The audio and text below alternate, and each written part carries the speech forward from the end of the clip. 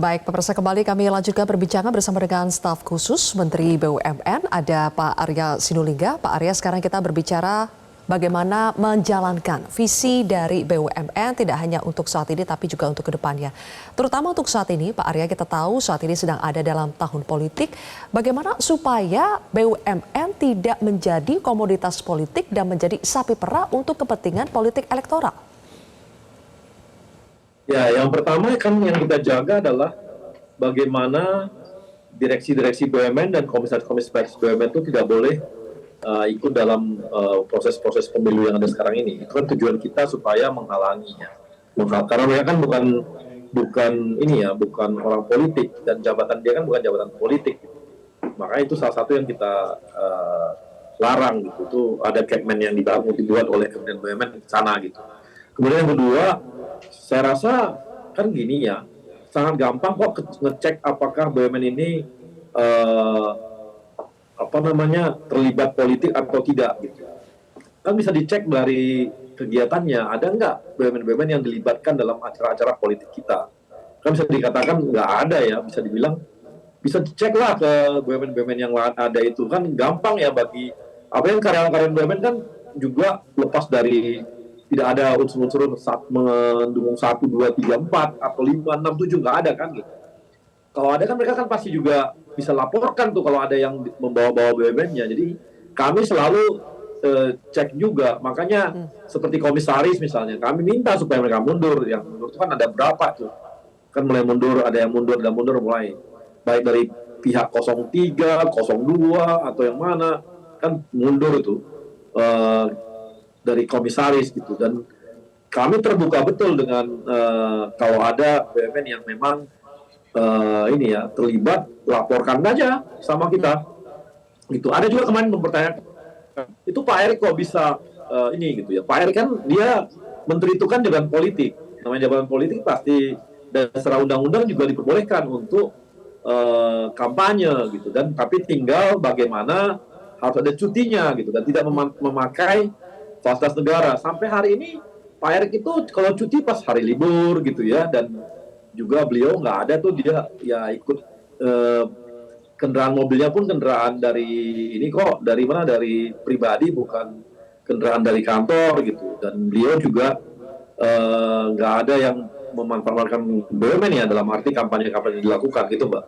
Baik, oke.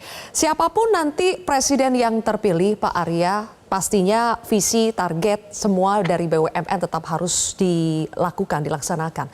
Jadi bagaimana proyeksi jangka panjang BUMN, salah satunya kan agar bisa masuk dalam top 100, top 100 perusahaan besar dunia. Bagaimana menjalankan itu terlepas dari siapapun nanti presiden yang terpilih?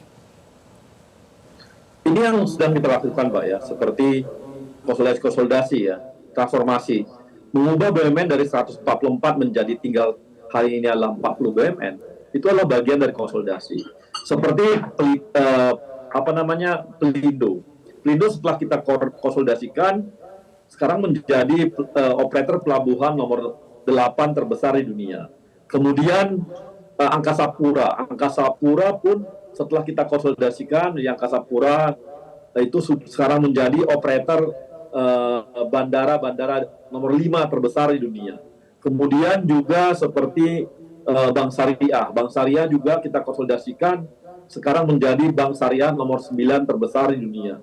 Jadi upaya-upaya ini terus kita lakukan, termasuk juga adalah kalau BUMN-nya memang nggak sehat lagi, nggak bagus lagi, bertahun-tahun sejak kita belum masuk juga sudah nggak sehat lagi, ya kita bubarkan. Lebih baik kita dapatkan BUMN yang perusahaan BUMN yang sehat daripada kita pelihara bahkan menjadi beban negara yang namanya BUMN-BUMN yang nggak sehat. Itu ya bagusnya kita lepas aja, kita bubarkan aja.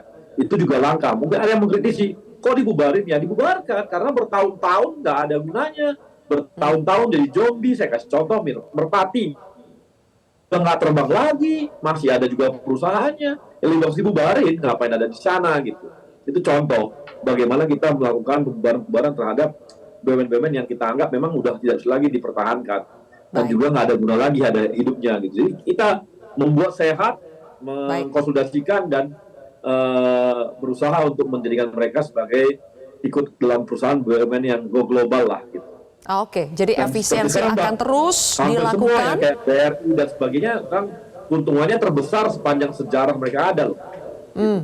Baik Pak Arya, jadi efisiensi akan terus dilakukan terlepas siapapun nanti berganti pemerintahannya, tapi selain efisiensi, hal lain yang terjadi adalah adanya disrupsi saat ini. Disrupsi teknologi akhirnya juga memangkas, membuat jumlah pekerja kita bisa semakin efisien juga di BUMN. Apa cara BUMN untuk tetap bisa menyerap talenta terbaik sehingga meski jumlahnya tidak besar tapi tetap mampu bersaing di era disrupsi? Nah ini yang kita lakukan banyak perubahan Mbak di SDM ya. Di SDM dulu tuh biasanya perekrutan BUMN tuh masing-masing BUMN. Kalau sekarang kita bikin terpusat. Kenapa? Karena kita ingin lihat dan kita ingin transparan bahwa kalau masuk BUMN itu benar-benar seperti orang mau masuk ujian PTN gitu.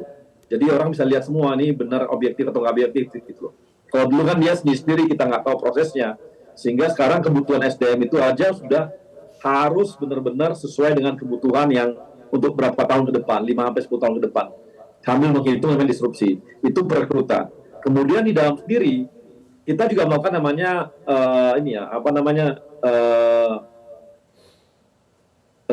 perubahan-perubahan di organisasinya.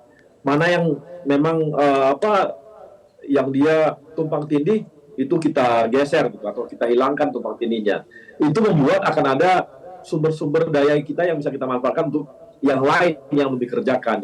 Jadi sekarang ini di samping struktur organisasi, kita juga masalah seleksi orangnya juga kita lakukan dengan terpusat supaya jangan lagi ada permasalahan-permasalahan misalnya perekrutan itu tidak boleh seenak-enaknya aja yang membuat kita nantinya BUMN-nya kasihan gitu, Pak. Baik, terakhir Pak Arya, ancaman lain selain disrupsi pastinya adalah soal korupsi. Jadi bagaimana strategi utama untuk mengatasi hal ini? Ya. Ini jauh-jauh hari sejak pertama kali Pak Erick masuk BUMN itu langsung melakukan namanya bersih-bersih BUMN. Sehingga jangan heran, itu ada namanya Jiwasraya, ada yang namanya Garuda, ada beberapa karya-karya yang dilakukan juga.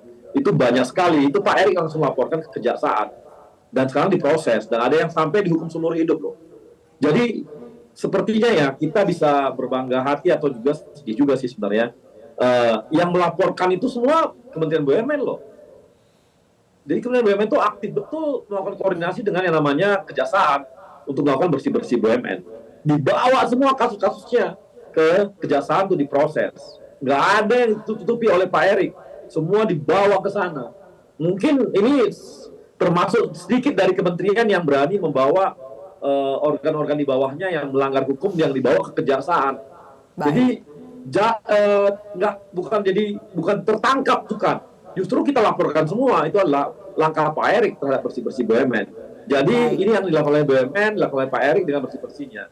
Jadi yang kami harapkan Mbak yang tadi ya, tolonglah supaya kita jangan ada ide aneh-aneh mengenai BUMN, jangan BUMN dijadikan koperasi, jangan sampai tenaga kerja kita di BUMN itu jadi bingung dengan isu-isu seperti ini, termasuk juga dengan yang namanya aset-aset BUMN, jangan jadi mau didistribusikan hanya untuk supaya kelihatan populis, masalah lahan-lahan ataupun tanah-tanah aset milik BUMN mau dibagi ke kemana-mana gitu ya, jangan begitulah idenya. Kasihan nanti BUMN-nya dan kasihan juga bangsa kita gitu Pak. Itu aja Mbak. Kalau begitu.